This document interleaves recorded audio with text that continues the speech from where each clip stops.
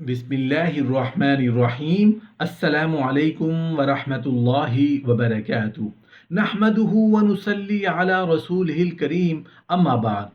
اذان کے وقت واش روم میں جانا کتنا بڑا گناہ ہے۔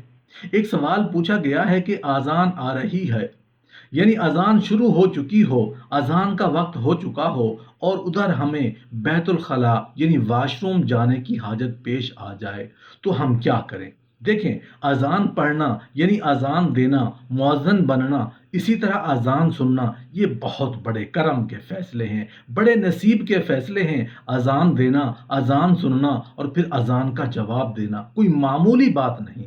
قسمت والوں کو اللہ توفیق دیتا ہے۔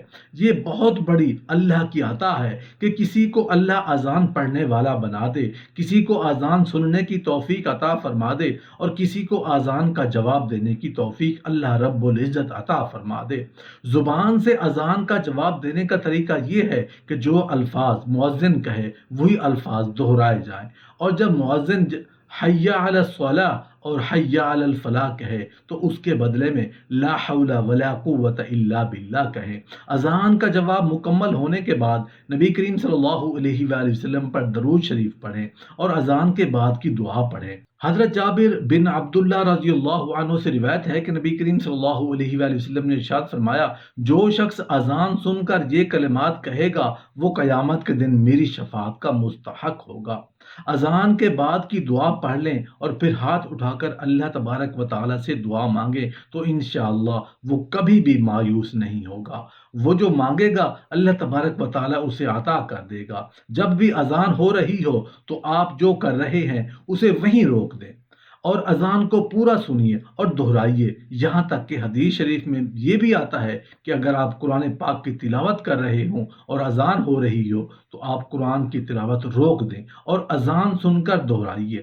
تو پہلے اذان کا جواب دو، مؤذن نے جو کہا ہے اس کا حق ادا کرو۔ پہلے شریعت کا مسئلہ ہے، اذان کا جواب نہ دیا تو اس کا سوال بھی ہوگا، اس بے ادبی گستاخی کا وبال بھی آئے گا، اور ایک بہت بڑے اجر و ثواب سے تم محروم بھی ہو جاؤ گے۔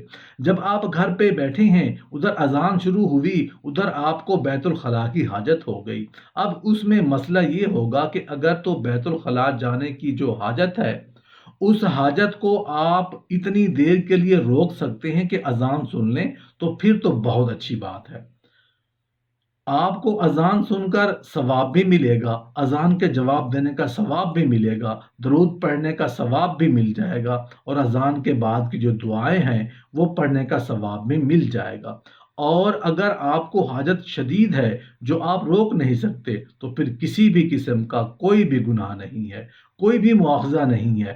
بلا کراہت آپ آرام سے بیت الخلاء میں جائیں اور اپنی ضرورت جو ہے وہ پوری کریں، لیکن بیت الخلاء میں اگر آواز آ رہی ہے اس کی اذان کی تو اس کا وہاں پہ جواب نہیں دینا، اب اپنی ضرورت جو ہے وہ پوری کریں۔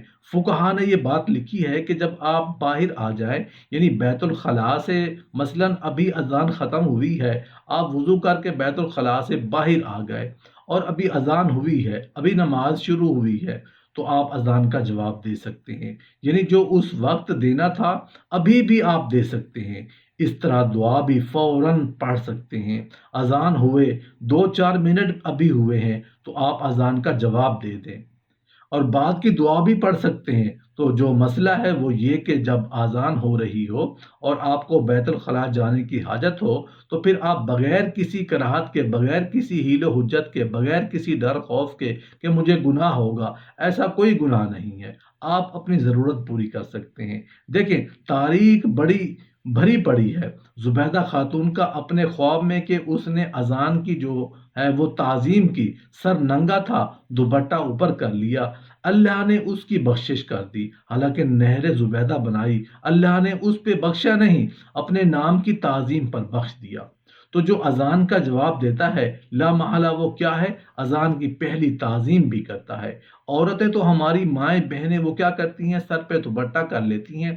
ہم جب اللہ رسول کے نام کی طرف یا صدا کی طرف متوجہ ہوں گے تو جواب دیں گے۔ جب مؤذن کہے، آپ کے کانوں کے ساتھ یہ الفاظ ٹکرائے اشہد ان محمد رسول اللہ، تو آپ بھی کہو اشہد ان محمد رسول اللہ۔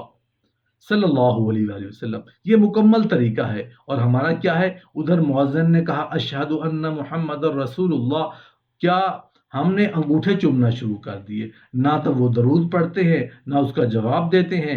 कई लोगों ने सिर्फ चूमने पर जोर डाला हुआ है। तो अगर दरूद भी पढ़ लिया तो बाद में अशहदु अन्ना मुहम्मद और रसूलुल्लाह कहना ज़रूरी है। उसके बाद दरूद पढ़ें, फिर वो दरूद पढ़ते हुए अंगूठे चूमें, वो अपनी आंखों पर लगाएं, वो नूरानियत को लेने के लिए कि हजूर के नाम को चूम लिया, इजहार मोहब्बत हो गया। या आप यूं कह लें कि सैयदना आदम अलैहिस्सलाम से ये जो अमल चला आ रहा है, मुस्तहब जिसको आप कह सकते हैं, तो उसकी बरकत लेने के लिए उससे ज़्यादा कोई अमल नहीं है। जो अंगूठे चूमते हैं या नहीं चूमते उसका कोई मसला नहीं है, मगर अजान का जवाब देना ज़रूरी है। रसूल अल्लाह सल्लल्लाहु अलैहि वसल्लम ने क्या बात इरशाद फरमाई कि जब अजान आए तो मुअज्जिन कहे अल्लाहु अकबर, तुम कहो अल्लाहु अकबर। और जब मुअज्जिन कहे तुम भी कहो ला इलाहा इल्लल्लाह। और जब मुअज्जिन कहे अशहदु अन्ना मुहम्मद और रसूलुल्लाह तो तुम भी कहो। जब मुअज्जिन कहे हय्या अला सलाह तो तुम कहो। इस तरह जब मुअज्जिन हय्या अलल फलाह तो तुम भी कहो। और जब मुअज्जिन कहे अल्लाहु अकबर तो तुम भी कहो अल्लाहु अकबर।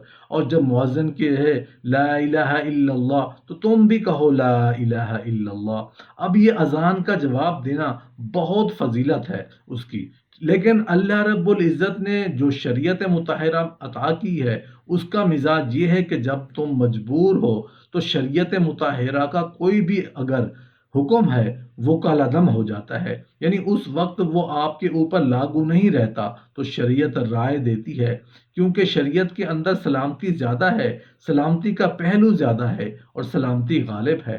हज़रत अब्दुल्ला बिन उमर रज़ियल्लाहु अन्हु का बयान है कि जब हम मक्का से हिजरत करके मदीना आए तो लोगों को नमाज के लिए जमा करने की तरकीब के बारे में सोचो विचार करने लगे। लोगों ने अपनी अलग अलग राय पेश की। कुछ सहाबा ने रात को ख्वाब में फरिश्तों की ज़ुबान से कुछ ऐसे अल्फाज सुने। जब उन्होंने अल्लाह के रसूल से बयान किया तो आप सल्लल्लाहु अलैहि वसल्लम बहुत खुश हुए और हज़रत बिलाल रज़ियल्लाहु अन्हु को बुलाकर फरमाया, अब नमाज के वक्त ही तुम यही अल्फाज बुलंद आवाज़ से अदा किया करो। चुनाचे वही अल्फाज क़यामत तक के लिए अजान बन गए जो पूरी दुनिया में अदा किए जाते हैं। हज़रत मुआविया रज़ियल्लाहु अन्हु का बयान है कि मैंने अल्लाह के रसूल हज़रत मोहम्मद सल्लल्लाहु अलैहि वसल्लम को फरमाते हुए सुना कि क़यामत के दिन अजान देने वालों को की गर्दनें सबसे ऊंची होंगी। इस बात से पता चल जाएगा कि ये लोग दुनिया में अजान पढ़ा करते थे।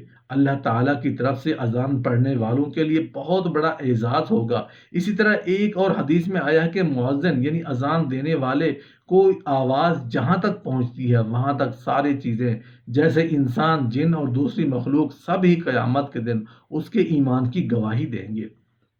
अजान की आवाज़ सुनते ही खामोश हो जाया करें और अजान के कलमात का जवाब दिया करें। अजान का जवाब देना वाजिब है। अगर कोई मस्जिदों से अजान की आवाज़ सुनाई दे तो सिर्फ एक ही अजान का जवाब देना काफ़ी है। खलूस दिल से अजान का जवाब देने वालों को अल्लाह और रसूल सल्लल्लाहु अलैहि वसल्लम ने जन्नत की बशारत दी है। लिहाजा जब भी अजान हो हम सबको कुछ देर के लिए अजान सुनने और उसका जवाब देने के लिए तैयार रहना चाहिए।